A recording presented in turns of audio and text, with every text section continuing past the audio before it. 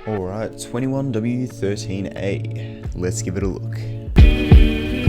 Still can't load old worlds, gotta check it every time. Alright, so this snapshot's a little bit of a smaller one, which hopefully means they've been working on the April Fool's snapshot, which I'm very excited for. Well, not necessarily a snapshot, but whatever they're gonna do for April Fool's, but luckily we actually spawned near a mountain biome, so hopefully we will see. There he is. Ladies and gentlemen, this is the GOAT. Now, we have seen this in Bedrock Edition, so it's not the newest thing in the world, but this may be the first time a lot of you are seeing this. So yeah, this is the GOAT. He's a pretty cool looking dude. I like how they actually used a diagonal square to make up their face. Like, I'm gonna hop into spectator mode so he doesn't look at me. But like, you can see his face it just kind of breaks it up, makes it look not quite as square as opposed to, you know, the cow that still looks very, very square. I mean, it still looks square, don't get me wrong, but like having a diagonal is kind of cool, I think. Whoa, okay, I was about to say, apparently they can scale the side of mountains with their incredible jumps. That is certainly an incredible jump. Let's spawn a bunch of them in here. Oh, baby one! Oh, they don't have horns. Hey, okay. Yep, they can definitely jump pretty high then. That's kind of cool. And it looks like you can breed goats with wheat as well, which is cool. Yep, there we go, parrots in the bats, awesome. He's gonna be a bit mean, but what happens when you kill them? They don't drop anything. Do they even give you XP? Okay, they do give you a bit of XP, but it doesn't look like they actually drop anything. Okay. But, that being said, they are another source of milk. So if I hop into survival here, you can actually get milk from goats as well, which is kind of cool. Alright, so that's like the main feature of the snapshot, but they've also gone ahead and added an accessibility option in here. Monochrome logo. Ooh. So I think this is during like loading screens, so let me just like put on a resource pack here. Ooh, I actually like that a lot more, to be honest. Yeah, I think it's just like nice, kind of black and white. I guess not as jarring if people have issues with stuff like that. Alright, that's the main features of the snapshot, and there's not too many, but I think that's for a pretty good reason, and that is because there are a lot of tweaks. Oh, a glow squid! Whoa, I didn't know they could naturally generate. There's a few down in the cave. Yeah, okay, so these guys spawn in caves now as well, which is cool. Oh, an axolotl spawn in caves as well. Okay, yep, this is all in the changelog. Okay, let me go through the changelog bit by bit before I get too ahead of myself. Okay, so tweaks to cave, tweaks to ore generation. Does it say what tweaks to ore generation have been made? Okay, so the tweaks that have been made to the ore generation is that there's slightly more iron, which is good because mining in the snapshot, I have been playing some survival in the snapshot.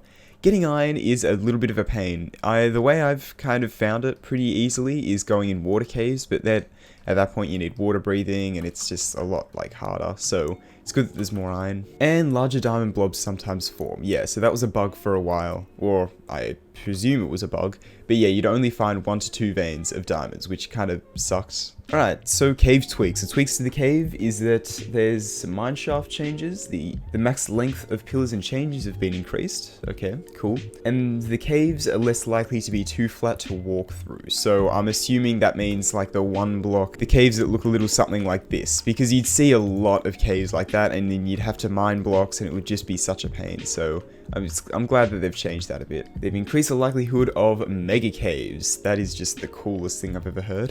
Or large cheese caves. Yeah, so they were kind of hard to come across as well for a bit, which made it very difficult to mine and kind of annoying because, you know, all the caves were flat and not possible to walk through, or they just end and you just wouldn't find anything further. So yeah, it's good that you can find more bigger caves, which I guess would help connect other caves to each other as well. And other tweaks made to the cheese caves to make them more varied and interesting. Well, that's good. That's always good. Actually, let's hop into spectator mode. Let's see if we can see these changes. Yeah, so I'm assuming this is what it means by the mega caves.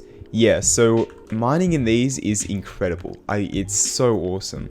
But you can see it kind of does end pretty quickly sometimes. Oh, here's some mine shafts, okay. Yeah, so you can see there's a lot of pillars. Man, mine shafts look so much better with the pillars and the chains. It's such a small change, but it makes them look just so much nicer. I reckon, I don't know how possible this is, but if you have a mega cave like what? That is, oh, what? Oh my god, this is incredible. I actually cannot believe this. Let me give myself night vision. Look at this. There's so many chains hanging from the top. That is awesome. And then the same with the pillars. So these ones have pillars over here and these ones just have chains. That is so cool. That's super duper cool. Wow. And with the little dripstone clusters as well, which is kind of cool. I think having a biome for dripstone would be cool as well, but I don't know. We'll see what happens with that. Yeah, so these massive caves are definitely more common. Like you can see, here's one here that goes down and connects up with this. Look how big this is. You could build an entire base in here. That is awesome. The mine shaft, I think I want to take the mine shaft as a thumbnail picture, to be honest.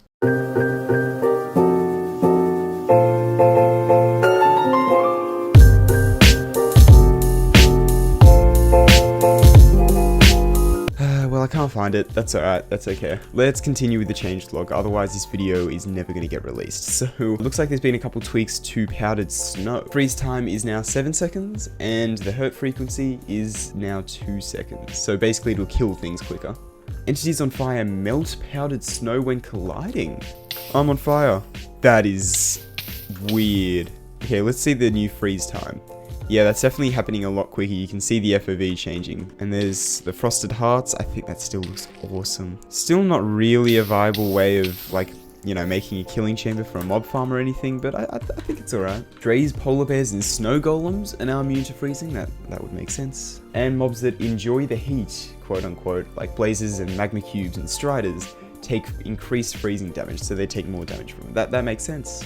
Okay, I'm going a little bit further down the changelog here, but something is super cool. /give, Trideth Bear, what's it called? Light? Okay, so there's a brand new light block. It's not in the creative menu. No, I don't know why they do that, but yeah, anyway. It's like a barrier block, but for light. And this oh, yes. So let's hop in a cave here.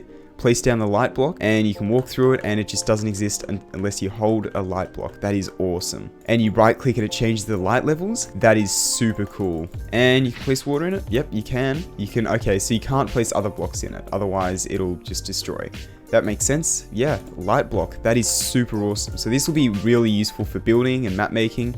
You just place a bunch of light blocks in a cave. You can even decrease the, you know, light level a bunch, and boom, all of a sudden you have some moody lighting through a cave that, where is it coming from? Who knows? You don't have to hide lighting in your maps anymore. Kind of sad. Hiding lighting is cool, but yeah, this is super duper awesome, this light block. This has been something a lot of people have wanted for a long time. Okay, a couple more changes to the caves. Dripstone clusters can now be found. Yep, we've seen that. Deep slate blobs can now be found between heights 0 and 16, so it kind of creeps its way above y = 0, which is cool. That makes sense. And plus 16, that's not too high up, so I think that's still good. Axolotls and glow squids now spawn in underground water sources. We've seen that firsthand.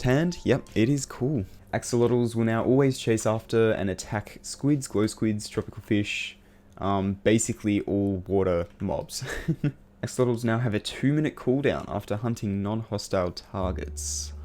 Oh, bees now see flowering azalea and flowering azalea leaves as flowers, which is cool. So if you place, like, you know, a bee can go up to an azalea tree if it's got some flowering azalea leaves on it, and actually go ahead and pollinate from that tree, which is awesome. And there's been some changes with the Wandering Trader and Stone Mason trades here, so let's take a look. An additional trade to the Mason has been added, which will sell 4 dripstone blocks for an emerald. Let's see if we can get that actually. Yep, there we go.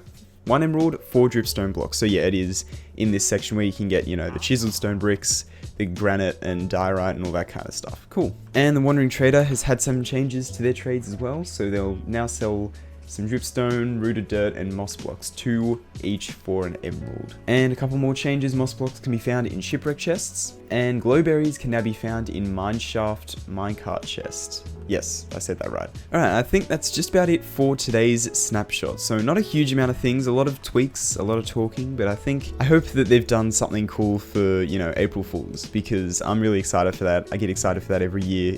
They always do something pretty creative with it, and the last year's was awesome, so I'm really excited for this year's. But yeah, anyway, I really hope that you enjoyed this snapshot video. If you did, please consider leaving a like and maybe subscribing if you enjoyed it that much. But yeah, anyway, I'll see you in the next one.